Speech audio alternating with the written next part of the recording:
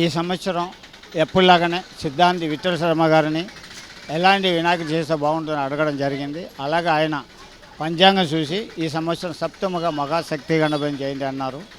ఆ విధంగానే ఈ సంవత్సరం త్రిమూర్తుల్ని కలిపి పంచముఖం చేసి దాని మీద 7 పడగలు నాగపాములు, అలాగే 14 చేతులు, కింద వైపు చూసినట్టు ఒకవైపు రాగుకేతులు, ఇంకోవైపు అయోధ్య రాముడు, అలాగే రైట్ సైడ్లో శ్రీనివాస కళ్యాణం, లెఫ్ట్లో శివపార్వతులు, ఇవన్నీ కూడా కరెక్ట్ ప్లానింగ్ చేసి ఒక్కొక్క వర్క్ని ఈ టైంలో ఫినిష్ చేయాలని చెప్పి వాన వచ్చినా ఏం వచ్చినా ఎలాంటి ఆటంకం జరిగినా వర్క్ మాత్రం ఆగకుండా 5వ తారీఖు కళ్ళు ఓపెన్ చేయాలనుకున్నా ఆ విధంగా కళ్ళు ఓపెన్ చేయడం జరిగింది. ప్రతి ఆర్టిస్ట్ కూడా బాగా సపోర్ట్ చేశారు. ప్రతి వాళ్ళు బాగా కష్టపడి పనిచేశారు. ఈ సంవత్సరం ఈ సొర్కీలు సుదర్శన్ గారు కోరిక మీద ఈ 70 ఫీటు వినాయకుడు చేయడం జరిగింది. ఎందుకంటే ఆయన చనిపోక ముందు సంవత్సరం లక్షల మంది ముందు నెక్స్ట్ ఇయర్ మేము ఈ వినాయకుడిని 70 ఫీట్ చేస్తామన్నారు.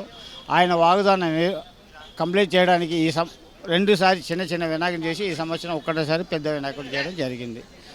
చాలా ఆనందంగా ఉంది. ఇంకొక రోజు ఉన్నప్పుడే దాదాపు వారం నుంచి కూడా ఇక్కడ భక్తులు ఇదే విధంగా వచ్చి దర్శనం చేసుకుంటున్నారు. అలాగే ఒక రోజు ముందు భక్తులు దర్శనానికి ఇవ్వడం కూడా చాలా సంతోషంగా ఉంది. బ్రహ్మ విష్ణు మహేశ్వరు, పార్వతీ లక్ష్మి సరస్వతి, అలాగే కింద బాలరాముడు, ఇంకోవైపు రాగుకేతులు.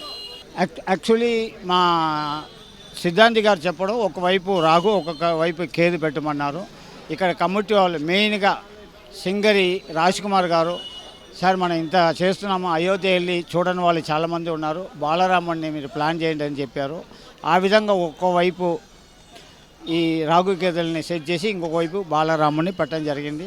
కానీ ప్రతి భక్తులు కూడా బాలరాముని ఇక్కడ దర్శనం చేసుకోవడానికి మంచి అవకాశం ఒకటి మేము కలిపేయడం జరిగింది. చాలా బాగా అనిపిస్తుందండి. కానీ ఈ సంవత్సరం కూడా అసలు ఎప్పుడు 90 డేస్ తీసుకునేవాళ్ళం, ఈ సంవత్సరం 60 డేస్లోనే ఈ వినాయకుని పూర్తి చేయడం జరిగింది.